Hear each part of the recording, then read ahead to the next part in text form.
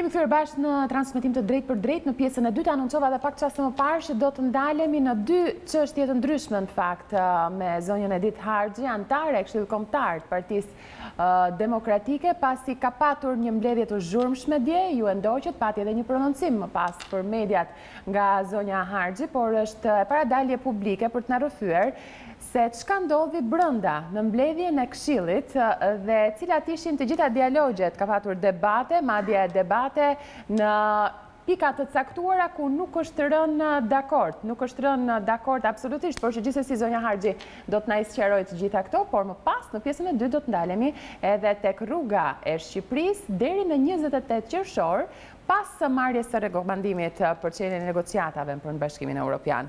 Ju uroj mirëseardhjen zonjës Harxhi. Faleminderit shumë për ftesën. Ju falenderoj për ftesën. Në fakt jemi sy e vesh për të dëgjuar gjithçka se çka ndodhi, detaje interesante apo jo që nuk janë thënë në këtë orë.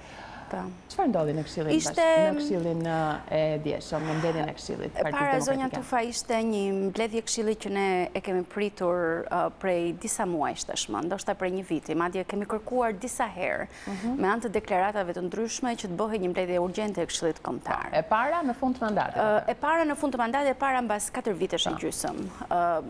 Që normalisht Këshilli Kombëtar duhet mbledhet të paktën një herë në vit, më të paktën një herë në vit. Kjo mbledhje erdhi si pasojë e debateve të shumta nëse do duhej një statut i ri për Partinë Demokratike apo jo. Pavarësisht faktit që unë kam së bashku me zotin Edvin Kulluri, dy antarët e Këshillit Kombëtar, kemi paraqitur përpara disa muajsh që në nëntor një projekt statut për Partinë Demokratike.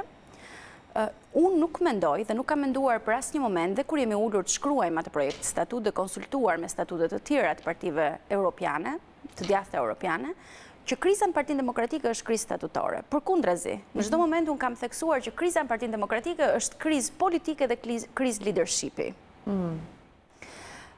Por një nga zgjidhjet, dhe një nga ato zgjidhje të mundshme që mund të shkonte drejt bashkimit të gjitha palëve, mund të ishte pikrisht një krijimi i disa garancive statutore, të cilat do të vinin nëpërmjet një statuti të ri, që të ishte një statut më modern ku të garantonte ndarjen e pushteteve dhe të garantonte në të njëjtën kohë demokracinë brenda partisë, mendime ndryshe, ku zërat të ndryshëm të ishin të përfaqësuar.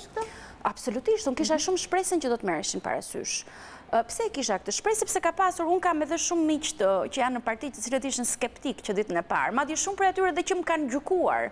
Pse kam dorëzuar një projekt statut? Sepse në një farë mënyrë thonë ata i kam dhënë në dorë zotit Basha apo mbështetësve të tij, njerëzve enturazhit të tij më të afërt, një mundësi që të kapen tek statuti. Jo, unë për çdo moment kam menduar që zoti Basha të paktën do të mundet të reflektonte në 2-3 pika, se jam e sigurt që ai nuk do të merrte të gjithë projekt statutin. Normalisht është një statut shumë i mirë, projekt i mirë ai që kam bërë unë, por mund të ketë edhe shumë mendime të tjera. Jam shumë e hapur në këtë. Kemi komunikuar gjatë gjithë kohës në mbledhjen e Këshillit Partisë Demokratike me zotin Basha. Keni replikuar me një tjetrin. Unë kam replikuar. Mbledhja e Këshillit Kombëtar dje, t'ju them të drejtën që në fillim ishte një farsë. Për arsye sepse zoti Basha e nisi mbledhjen pa një rendite. Ose ai e diskutoi rendin e ditës, nuk e hodhi në votim. Nuk pati votim për quorumin që ishin. Kishte në sallë pjesëmarrës të cilët nuk janë antarë të Këshillit Kombëtar. E dyta që nuk funksiononte ishte mungesa e medias. Mbledhjet e Partisë Demokratike duhet të jenë të hapura, duhet të jenë transparente për media. Ne do të ishim shumë të lumtur që aty të ishin gjitha mediat të kishin xhiruar dhe të kishin marrë gjithçka nga ajo mbledhje. Madje dhe KPD-ja e famshme Fatos Nanos ka pasur media. Dhe ky ishte një absurd. Jo, absolutisht. Asnjë edhe për personat që ishin të pranishëm dhe që nuk duhet ishin të pranishëm. Jo, nuk ka pasur asnjë lloj arsyetimi për këtë. Përkundrazi ne ngritëm 2-3 pika të menjëhershme që në fillim të mbledhjes, e para numrimin quorumin, kemi quorum apo jo në sallë, e dyta transparencën për ata të cilët ishin në sallë që ishin pa mandat të Këshillit Kombëtar, dhe treta rendin e ditës. Zoti Imami më pas u ngrit dhe kërkoi që në rendin e ditës të shtohej një pikë shumë e rëndësishme që ishte analiza zgjedhore, e cila ajo shumë debatuar, ajo analizë që është bërë, por që Këshilli Kombëtar, si forumi më i lartë politik i Partisë Demokratike, duhej patjetër të shqyrtonte arsyen e humbjes aq dramatike në zgjedhjet e vitit kaluar. Dhe natyrisht edhe edhe programin opozitar të kësaj periudhe, sepse një program opozitar nuk diskutohet vetëm me grupin parlamentar, që tashmë vazhdon të reduktohet, është reduktuar deri në 40 sa antarë të saj. Një program qeveritar, një program opozitar diskutohet pikërisht me antarët që janë baza kryesore. Ku nisi debati mes jush dhe zotit Basha? Unë faktikisht, zoti Basha nuk dëshiroj në fillim që të hapte, që të diskutohen në princip. Në parim diskutohet, një ligj diskutohet në parim në parlament, më pas kalohet nën për nën. Ai dëshiroi që të kalonim nën për nën.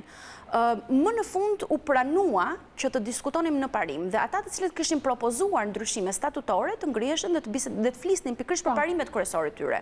Unë aty bëra paraqitjen e parë të platformës, pra të projektit statutit që ne kemi dorëzuar përpara disa muajsh, kemi përgatitur para disa muajsh. Si u prit në Këshill në formë përgjithshme? Zoti Basha e hodhi në votim dhe siç ndodh gjithmonë në raste të tilla ku kulti i individit është në majën e saj, siç ishte edhe dje në këtë mbledhje të Këshillit, ishte natyrisht u votua me 15 vota gjithsej, duke pasur parasysh që unë në atë sallë kam shumë kolegë, kam shumë miq të cilët i di shumë mirë që do të kishin votuar pro një platforme ndryshe. Por që kanë qenë të detyruar? Që kanë qenë jo të detyruar, por që ende ndoshta nuk kanë kuptuar që ka ardhur momenti që ata ndryshimi duhet vi nga brenda, nuk mund të pritet ndryshimi nga jashtë. Po, dakor. Por gjithsesi ky ishte një sentiment, një ndjenjë që unë e mora dje në atë grup aq të madh antarësh. Më pas, kaloj në një proces tjetër, që ishte kalimi nën për nën. Atëherë duke qenë se unë jam një propozuese e njërit prej drafteve alternative të statutit, pavarësisht që u hodh poshtë drafti që ne kishim paraqitur me vot, me numra, me ato numra që ishin aty, unë dëshirova që të qëndroja në sallë dhe që të kapesha nën për nën dhe të ofroja versionin, platformën tonë për çdo nen të atij draft statuti që kishte përgatitur zoti Basha dhe sekretari i përgjithshëm apo një sekretariat, një grup pune. Po, por ajo natyrisht kaloi me debate shumë të forta, për arsye sepse për çdo nen të debatosh, për çdo nen të debatosh për çdo nen dhe të japësh rrugë alternative apo mundësi alternative dhe duke në të njëjtën kohë duke argumentuar, duke dhënë argumentat e duhur politik se pse duhen të gjitha këto ndryshime, natyrisht nuk është gjë e lehtë sepse këtu flitet për 50 sa nene.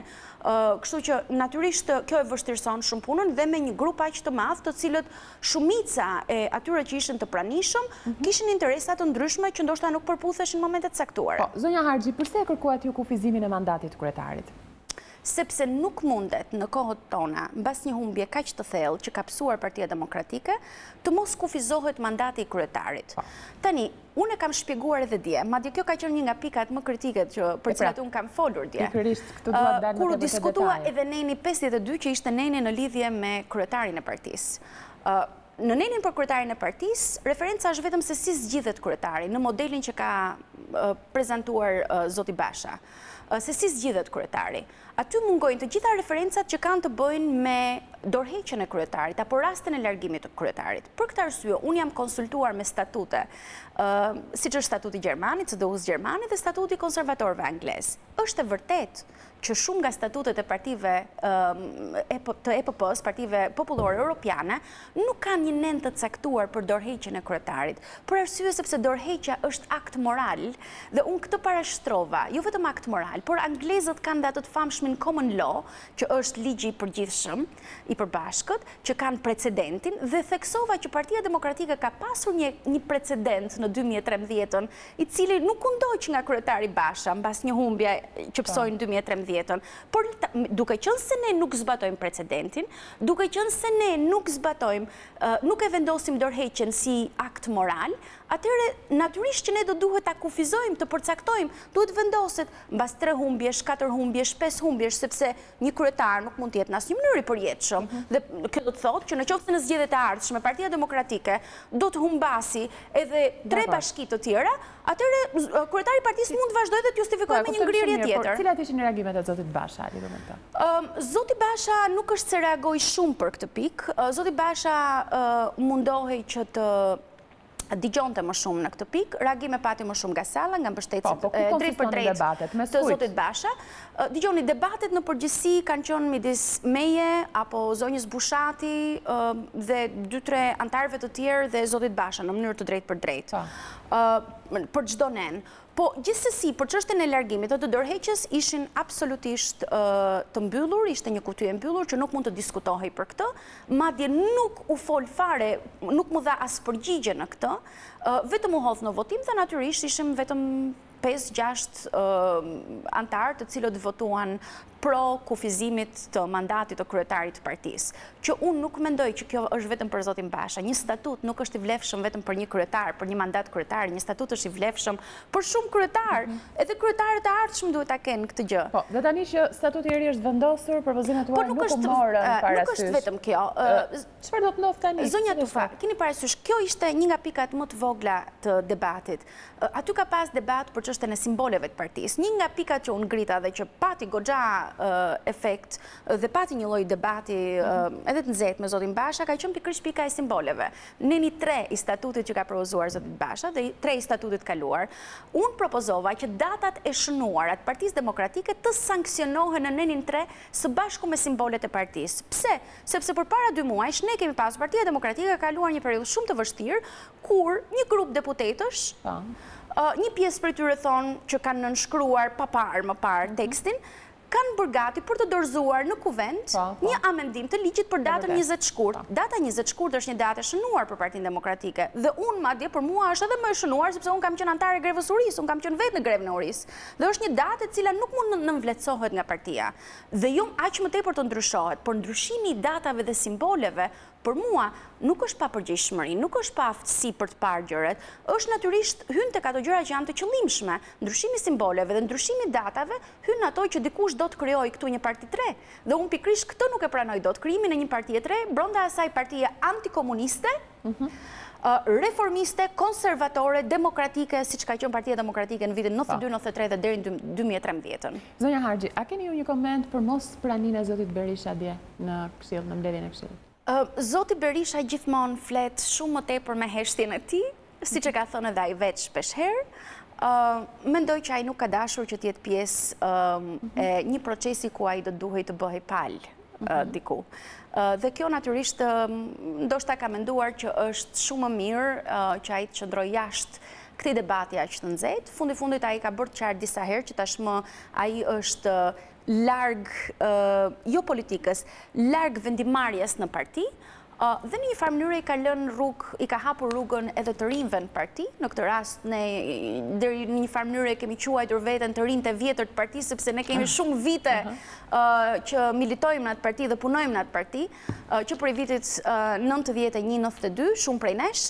Kështu që në një farë mënyrë ai ka dëshiruar që këto lloj debatesh apo çdo lloj diskutimi mbi të ardhmen e partisë, duke përfshirë këtu dhe statutin, të bëhen pikërisht në një forum të tillë ku ai mund mos ishte pjesë, duke dhënë edhe një sinjal që tashmë ai dëshiron që të qëndrojë larg vendimarrjes Partinë Demokratike. Po, ju pyeta për një koment për zotin Berisha, nga ana tjetër dua të sjell në vëmendje edhe zonjën Topalli, ish kryeparlamentaren, citoj 2-3 rreshta prej saj, dje ka qenë e premte e zezë për Partinë Demokratike, Këshilli Kombëtar i Partisë Demokratike u mblodh në fund mandatit të tij për herë të parë në historinë e Partisë Demokratike të Shqipërisë, ndodh që në Këshillin Kombëtar të Partisë Demokratike të mos lejohet që të diskutohet për zhvillimet politike.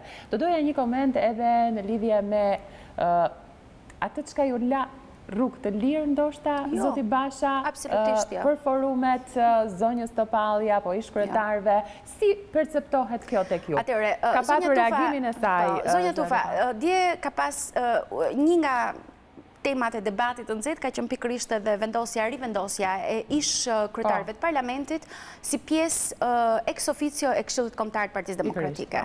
Dhe unë aty me të vërtetë debatova shumë gjatë, për arsye sepse ka qenë në të gjitha statutet e mëparshme, ka qenë një nen ku ish kryeparlamentarët kanë qenë pjesë ex officio, siç janë ish kryeministrat, ish presidentët, antarët të Partisë Demokratike në momentin që flasim. Dhe kjo është hequr më pas. Debati ishte nëse kjo është hequr në vitin 2009 apo në vitin 2014 me statutin e ri që bëri zoti Basha mbas ardhjes si kryetari i Partisë Demokratike. Gjithsesi, unë i garantova zotit Basha në atë debat që statutet e mëparshme të Partisë Demokratike përmbanin diçka të tillë. Madje kujtova dhe rastin e Pjeter Arbnorit, ish kryeparlamentarit, atij kryedemokrati antikomunisti që është një nga simbolet e partisë tonë, i cili ka qenë antar i Këshillit Kombëtar, jo i votuar, por si ish kryeparlamentar. Dhe çështja këtu ngrihet se si mund të funksionojë një këshill kombëtar në të cilin ex officiot, ata të cilët e marrin postin për arsye të detyrës, siç janë të përcaktuar në statutet të tjera, vendos një kryeministër, ish kryeministër apo një ish presidente, nuk vendos një ish kryetari i parlamentit. Kur kemi parasysh funksionet, protokollin e shtetit dhe kryetari i parlamentit normalisht pavarësisht emrit se kush ndodhet mbas atij kryetari i parlamentit, është në funksion shtetëror, është pozicion shumë i lartë, është më i lartë. Dhe për këtë arsye duhet ishte patjetër. Dhe unë këtë e quaj të qëllimshme që është hequr më parë, janë hequr më parë ish kryetarit e parlamentit nga ex officio e Këshillit Kombëtar. Zoti Basha reagoi me atë që ai ishte shumë dakord që të vendosej pika neni, por në qoftë se do të kishte qenë dakord zoti Basha, atëherë kjo ka qenë propozimi që kam bërë unë dhe zoti Kulluri në nëntor, dhe kjo nuk ishte reflektuar që atëherë në draftin e ri që kishte nxjerrë zoti Basha. Prandaj edhe këtë unë e quaj një fasad, ndoshta në një lloj mënyre për një lëshim dore. Gjithsesi, zonja Tufa, duhet t'ju theksoj, mbledhja e djeshme i ngjante më shumë një pleniumi të Partisë Punës. Edhe formati i vendosjes me një podium ku ishte vetëm kryesia, kryetarët e zgjedhur, nuk ishte një kolegjialitet në atë mbledhje. Mënyra se si ishin vendosur kariget, se si nuk na jepej mundësi për debatuar, u thye debati, ajo përfundimisht u kthye në një parti monokratike dje. Pra ju zgënjyet, ju prisni diçka më tepër nga kjo mbledhje. Kishit parashikuar që mund të kishte edhe probleme të tilla? Dgjoni, unë për nga natyra jam natyrë optimiste dhe unë i shoh me ngjyra. Por unë natyrisht prisja që zoti Basha do të bënte atë skenën e fundit të tij me anën e këtij Këshilli Kombëtar. Megjithse brenda meje, duke qenë se e njoh dhe personalisht zotin Basha, mendoja shumë dhe ëndroja shumë që ndoshta ai do të kishte reflektuar dhe mund të ndryshonte qëndrimin e tij, por nuk është thjesht kufizimi i statutit të tij. Kufizimi i mandatit të tij. Janë njësër argumentash që çojnë mungesa analizës zgjedhore në Këshill Kombëtar, kthimi i partisë në dhe mungesa dhe mos lejimi i debatit të hapur dhe diskutimeve të hapura.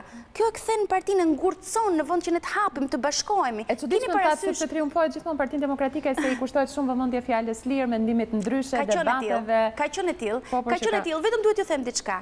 Anglezët, Partia Konservatore Angleze në vitet 2003-2005, gjatë periudhës që kanë qenë opozitë, në atë opozitën që e la Tony Blair për një kohë gjatë, kanë pasur një citat shumë të bukur, thonin unite or die, bashkohuni ose vdisni. Dhe ata arritën të bashkoheshin në fund fare, dhe unë jam e sigurt që Partia Demokratike do arrit bashkohet. Optimiste deri në fund. Jo, dëshiroj që t'i bëj këtë thirrje gjithë demokratëve kudo që janë, që ky nuk është momenti i fundit, dje ishte vetëm fillimi i asaj që do të vazhdoj më tej. Atëherë, zonja Harxhi, edhe në fund të temës parë, sepse do të vijojmë, diskutojmë bashkët për temën tjetër, ju çfarë do të bëni tani? Do të jeni më pjesë e Partisë Demokratike? Absolutisht.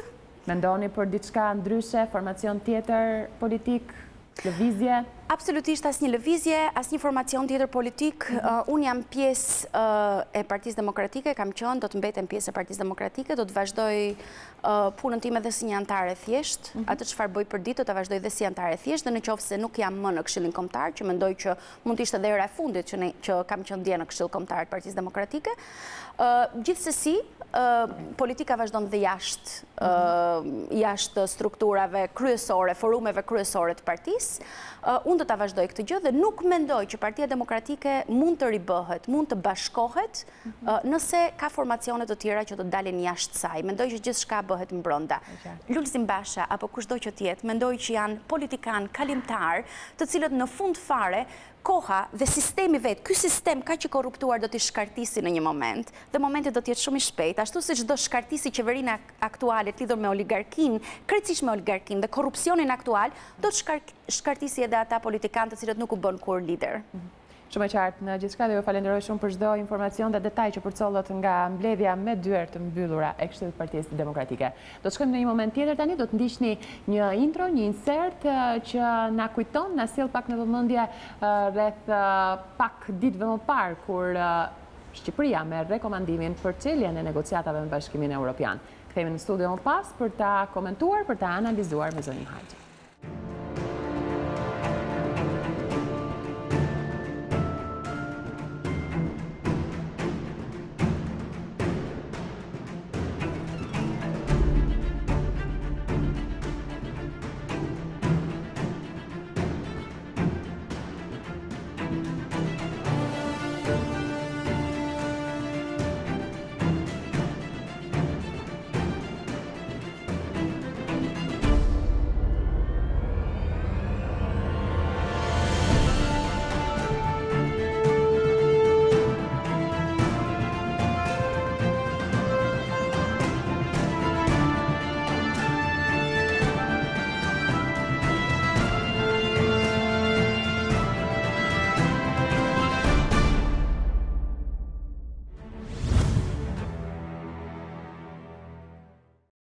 Ishte intro e përgatitur, zonja Harxhi, unë dua të flasim pak me terma më të qartë, më konciz, të jemi më sqarues për gjithë shqiptarët, sepse dakord, u mor lajmi i mirë, lajmi shumë pozitiv, rekomandimi për çeljen e negociatave për Bashkimin Evropian, por Shqipëria ka një tjetër hap, ka një tjetër rrugë shumë të rëndësishme deri në 27-28 qershor, apo jo. Si do të jetë rrugtimi i Shqipërisë, gjasat, pritshmëritë? Rekomandimi që ka ardhur nga Komisioni Evropian, që është një rekomandim pozitiv, pavarësisht që është rekomandimi i tretë për hapjen e negociatave nga Komisioni, vetëm ndryshim është që në këtë rast nuk ka kufizime për sa i përket rekomandimit, siç kanë qenë rekomandimet e mëparshme. Është një rekomandim i cili i hap rrugën, i krijon Shqipërisë një mundësi më të mirë që në 2 muajt e ardhshëm të arrijë të bind të gjithë partnerët europian, antarë të Bashkimit Evropian, që ajo është e denjë për hapjen e negociatave dhe që të jetë partnere e tyre në të gjitha hapat e integrimit saj. Kur flasim këtu për partneritet, këtu nuk flitet thjesht për një partneritet politik, sepse ne, siç e thekson dhe raporti Komisionit, në politikën e jashtme kemi marrë gjithmonë nota të shkëlqyera. Dhe normalisht Bashkimi Evropian këtë shef në aspektin e politikës jashtme dhe të harmonisë në rajon në të njëjtën kohë. Por këtu vjen re disa koncepte shumë të rëndësishme, siç është politika e brendshme, demokracia, sa funksionale është demokracia në Shqipëri, sepse nuk mund të krahasosh demokracinë në Shqipëri, ta krahasosh me demokracinë në Francë ose demokracinë në Gjermani, se ne do të krahasojmë me Gjermaninë mbas qershorit, nëse në rast se ne do të marrim hapjen përfundimtare të negociatave. Pra, do të merret vendimi për hapjen përfundimtare. Sa funksionale është demokracia këtu me demokracinë dhe në Poloni, apo madje edhe në Rumani? Pra, të gjitha këto janë element që ne do të matemi. E dyta është lufta ndaj korrupsionit. Është e vërtetë që Rumania dhe Bullgaria, siç e ka theksuar dhe kryeministri disa herë, në momentin e hyrjes tyre apo hapjes negociatave kanë pasur shumë probleme për sa i përket korrupsionit dhe luftës ndaj krimit të organizuar. Por ata u futën në një moment kritik për Bashkimin Evropian. Ata u integruan dera u hap në një moment kritik për Bashkimin Evropian. Atëherë kur zgjerimi nuk ishte tabu, siç është sot, për arsye sepse BE-ja është në momentin e saj më të dobët që ka qenë gjatë këtyre 25 viteve apo 27 viteve të fundit, që prej përfundimit luftës ftohtë. Dhe në këtë rast, Shqipëria nuk mund të matet në aspektin e krimit organizuar apo korrupsionit me Rumaninë e asaj kohe, do të matet me veten e saj sot. Pra, masa dhe niveli krahasimor është krejtësisht ndryshe nga ajo që ka qenë këtu dhe 10 apo 15 vite më parë. Elementi tjetër është elementi ekonomik. Sa kompatibël, sa e përshtatshme është Shqipëria për që në një treg të përbashkët europian, si mundet të garoj në një vend kur pagat minimale janë problematike, kur sot aktualisht paga minimale është afërsi 210.000 lek, 21.000 lek, dhe në të njëjtën kohë këtu kemi probleme shumë të mëdha me taksat e ngritura, këtu vazhdojt akoma ngrihet TVSH-ja, ku shumica e vendeve të Bashkimit Evropian kanë arritur që të bëjnë TVSH-n e ushqimeve të zero, dhe mund të rrisin TVSH-n deri në një nivel të caktuar, por janë shtete të fuqishme të cilat arrin që të përballojnë sepse kanë prodhim shumë të madh. Shqipëria çfarë prodhon sot? Shqipëria nuk prodhon asgjë, përveç se atij turizmit të dobët dhe një bujësie që e prodhonte, por që sot nuk e prodhon më. Pra, a jemi ne të përshtatshëm për të bashkëngjitur një tregu të tillë? Të gjitha këto janë parametra, të cilat do të shihen në 2-3 muaj të ardhshëm, se sa Shqipëria është e mundur. Tani çfarë ndodh? Në datën si pikë e parë njëherë është një mbledhje e Parlamentit Evropian. Parlamenti Evropian do të kalojë në javë të ardhshme, do të marrë në shqyrtim raportin e Komisionit Evropian dhe do të shofi, do të hedhi në votim, nëse Shqipëria e meriton. Pra, do të jenë gjithë antarët e Parlamentit Evropian. Po, dhe këtu nis dhe përfundon gjithçka, po jo te votimi. Parlamenti Evropian ka votën e tij dhe unë mendoj që vota e Parlamentit Evropian do jetë pros zgjerimit, sepse kështu shkon edhe kahja aktualisht në Parlamentin Evropian, ata të cilët mendojnë më tepër për zgjerimin. Mendoj që mund të mbyllin sy dhe eurodeputetët për ato probleme që ka Shqipëria që evidentohen edhe në këtë raport, pavarësisht që ky raport është raport shumë optimist. Unë e quaj raport optimist. Edhe të shkruar nga dikush që dëshiron që edhe të justifikoj punën që ka bërë gjithë këto vite në Bruksel. Por gjithsesi mendoj që Parlamenti Evropian do ta kalojë, do të jetë një votë pozitive. Më pas kalohet në samitin e Bullgarisë. Samiti i Bullgarisë, që përfaqësohet Bullgaria i krerëve të shteteve, do të jetë samiti i krerëve të shteteve të Ballkanit Perëndimor për herë të parë, së bashku me krerët e shteteve të Bashkimit Evropian. Kjo do të zhvillohet në fillim të majit, diku nga mendoj javën e 2 të majit, muaj tjetër në Sofje, ky aktivitet, dhe ai ka pasur problemet e tij, jo për arsye të Shqipërisë, ai ka pasur problemet e tij sepse disa shtete kyçe, 5 shtete të cilat nuk kanë njohur Kosovën, duke filluar nga kryeministri i Spanjës, kanë deklaruar që nuk do të marrin pjesë për arsye sepse aty do të ulet Kosova, dhe ata nuk e kanë ulur Kosovën. Pra, edhe ai mund të jetë një samit i cunguar deri diku. Por gjithsesi aty do të kalojë një deklaratë tjetër në atë samit për sa i përket 2 vendeve të cilat janë propozuar për hapjen e negociatave, që është Shqipëria dhe Maqedonia. Ndoshta deri në atë moment Maqedonia mund të ketë përgatitur edhe marrëveshjen me Greqinë dhe mund ta ketë më të lehtë marrjen rrugën për hapjen e negociatave, se normalisht Maqedonia ka qenë një hap përpara nesh, para 10 vitesh, para 13 vitesh, kur u mbyll dera për arsye të konfliktit me Greqinë që ka pasur. Duket që ditët e fundit ka një marrëveshje midis Kocias edhe ministrit i jashtëm të Maqedonisë për të arritur për të konkluduar në një marrëveshje të shpejtë, edhe një tjetër hap përpara nesh. Për sa i përket Shqipërisë, unë dua të flas pak dhe të fillojmë tek skeptikët për Shqipërinë. Do të arrit pikërisht në këtë moment, mbas samitit të Sofjes, do të kalojmë më pas në një pritje diku tek rreth një muaj e 30 ditë apo një muaj 20 ditë, që do të jetë lidhur në mënyrë të drejtë për drejtë me raportet e shteteve anëtare, në mënyrë të drejtë për drejta. Për këtë arsye dhe Gjermania apo deputeti Krichbaum i Gjermanisë përpara disa ditësh theksoi që raporti i Brukselit i Komisionit është diçka tjetër, raportet e vendeve anëtare, pra të kancelarive, janë diçka tjetër, sepse natyrisht kancelarit kanë pavarësinë e tyre në raportimin që bëjnë dhe në marrjen e vendimit. Tani, janë disa shtete të cilat e kanë të detyruar që ta kalojnë çështjen e hapjes negociatave dhe zgjerimit në parlamentet përkatëse.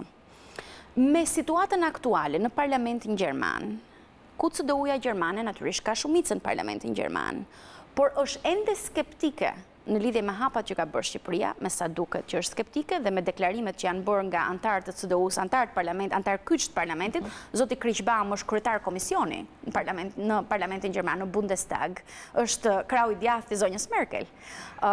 Me deklarimet që janë bërë, duket që do të jetë vështirë nga ana Bundestagut gjerman që në këto momente të kalojë të marrë vendimin dhe të votojë me një shumicë të thjeshtë, kuptohet, për hapjen e negociatave me Shqipërinë.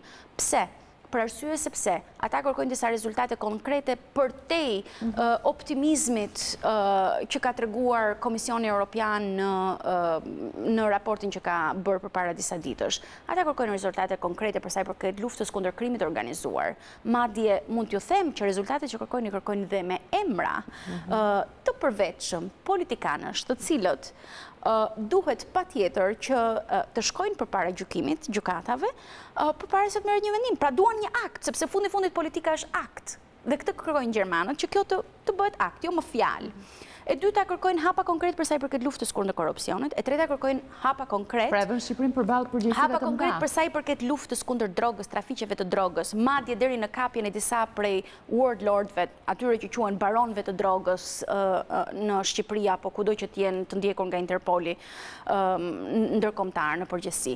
Pra, të gjitha këto janë hapa konkret që kërkon Gjermania, po të njëjtën gjë kërkon dhe Hollanda, të njëjtën gjë tashmë kërkon një shtet i cili nuk është biseduar fare për atë shtet, sepse ne kemi kujtuar që Britania e Madhe, në momentin që ka bërë Brexit, votoi Brexit, sikur doli më njëherë që atë ditë. Britania e Madhe voton edhe këtë vit. Dhe një nga vendet më kyçe që ka shprehur pa kënaqësi aktualisht për situatën në Shqipëri dhe raportin e Brukselit, gjithsesi anglezët janë skeptik për Brukselin, çdo lloj raporti që bën Brukseli sot, sidomos mbas daljes tyre, mbas votës pro Brexit, janë edhe më tepër skeptik për shtetet që do t'i bashkëngjiten në BE-s. Anglezët kanë qenë shumë të fortë në kërkesat që i kanë bërë qeverisë shqiptare, me sa kam unë informacion, për sa i përket disa detyrave që duhet bëjë qeveria shqiptare. Dhe fundi pastaj është duke përfshirë dhe Hollandën, madje edhe një shtet i cili është shtet rajonal, që është Slovenia. Kryeministri sloven përpara disa ditësh ka theksuar që nuk do të jetë lehtë rruga e Shqipërisë për hapjen e negociatave në qershor, dhe këtë nuk e prisja nga Slovenia, t'ju them të drejtën, sepse është një vend që ka punuar shumë ngushtë me ne hap mas hapi, dhe fjalimi i presidentit Macron është ajo që i ka vënë vulën gjithçkaje për çështjen e zgjerimit, sepse BE-ja duhet të thellohet dhe pastaj të zgjerohet. BE-ja kalon një krizë të vështirë vetë dhe për këtë arsye zgjerimi do të ishte pak më i vështirë. Unë mendoj që Shqipëria pavarësisht dëshirës madhe, unë, ju dhe çdo shqiptar tjetër çifte hapin e negociatave, sepse ne nave një hap më përpara, një hap më afër Brukselit. Po, dhe me paraqitje më dinjitoze për gjithçka që ndodh, apo jo, me bonus me elemente shtesë. Me elemente shtesë do doja shumë që kjo të ndodhte, por në këtë rast optimizmi që më karakterizon në përgjithësi është pak i cunguar, sepse në qoftë se nuk arrihen disa rezultate konkrete në 1 muaj e gjysmë apo 2 muaj, Shqipëria do ta ketë shumë të vështirë dhe në qoftë se humb hapin në këtë moment në qershor, unë mendoj që do të jetë shumë e vështirë deri në vitin 2020 që të kalojë që të ketë një hapje negociatash, për arsye sepse vitin e ardhshëm Bashkimi Evropian kalon në zgjedhjet përgjithshme dhe jo vetëm në zgjedhjen, mbas takimit midis Merkelit dhe Macron para 3 ditësh në Berlin, u theksua që të dyja palët rënë dakord që duhet një reformë e fortë për BE. Pra mbeten këmbana alarmi për qeverinë. Mbeten këmbana alarmi por pak ditë muaj që kanë për qeverinë, por mbetet një këmban alarmi jo vetëm për qeverinë, zonja Tufa. Mbetet një këmban alarmi për të gjithë popullin shqiptar. E them këtë pse? Sepse shqiptarët nuk mund të hynë në një letargji të theksuar siç kanë hyrë, natyrisht dëshpërimi social, varfëria dhe gjithë problemet e tjera të krimit dhe të drogës në Shqipëri kanë kthyer shqiptarët në njerëz që marrin vetëm rrugët.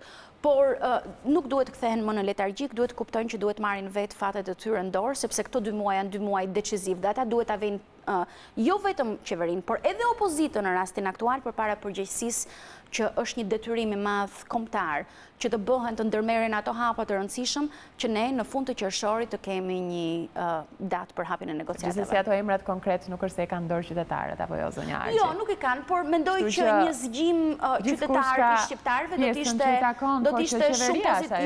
Jo, flas, zgjimin qytetarun e shoh me këtë, që të vej përpara qeverinë, përpara një përgjegjësie qeverinë që të ndërmarrë ato që duhet të ndërmarrë. Pa diskutim.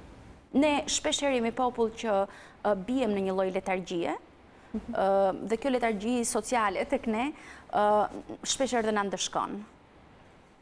Unë ju falenderoj shumë për intervistën që realizon. Ju faleminderit edhe juve. Ishim me zonjën Edith Harxhi në pjesën e 2 të emisionit, folëm për mbledhjen e Këshillit Kombëtar të Partisë Demokratike, të gjitha detajet e pathëna nga kjo mbledhje me dyer të mbyllura pa praninë e medias, por shumë sqaruese në detaje zonja Harxhi edhe me çfarë do të ndodhë me Shqipërinë deri në 27-28 qershor, të gjitha procedurat që do të ndiqen deri tek vendimi nëse merret apo jo lajmi për çeljen e negociatave me Bashkimin Evropian në kaq pak kohë sa ka mbetur. Dhe në fund ne sjellim për ju rubrikën Zbavitse, përgatitur me shumë përkujdesje nga Ariolin Kluzi.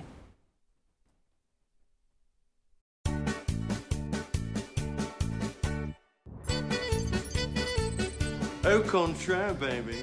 I think you can't resist me. You're the one who makes me go running. You're the sun who makes me shine. When you're around, I'm always laughing.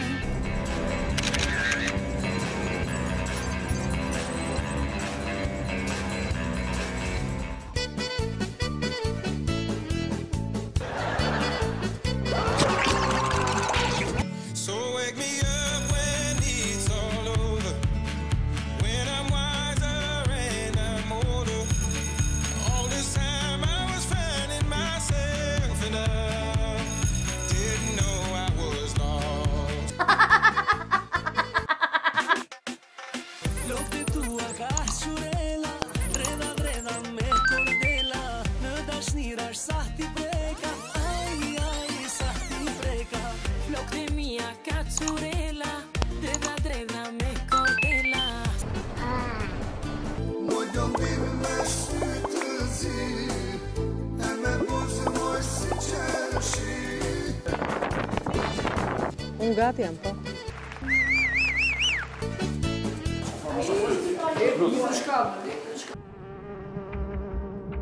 Keni një koment? Alo, kësa marru të rejken dhe lënë. A keni ju një koment për akuzën që është ndaj jush për raste madhore korrupsioni? A keni frikë o zoti Doshi? A jeni në tërëzi, paso, nuk më kanë arrestu e s'kam pas frikë, jam e për jetë. A e në tërzi më janë për në të zuja. Isha më zbani së gjithu të vajtë. A më e vetë. I'm an Australian boy, stuck out here at the end of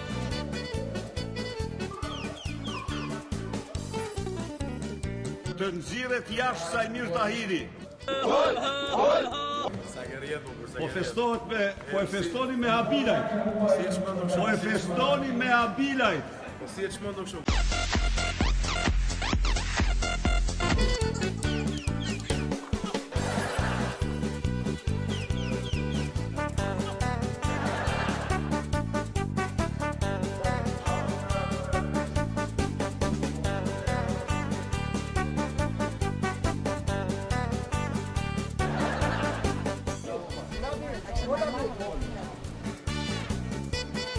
Nuk e besoj që do ketë dhe byrë nëna dhe byrë kurve. Që të vi dhe më kërkoj mua në qep lekëve.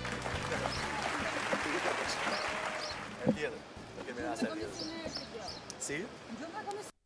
Mendoj që të emisionin kjo javë në News 24, ritransmetimin e cilit e gjeni sot në mbrëmje pas orës 23, por edhe nesër në mëngjes në orën 7. Për gjithçka tjetër, mund të vizitoni profilin në Facebook, kjo javë me Nisida Tufën, por edhe kanalin zyrtar në YouTube, News 24 Albania, aty gjeni edhe emisionin kjo javë. Ju falenderoj për vëmendjen tuaj, më do ta kofshim shtunën e ardhshme.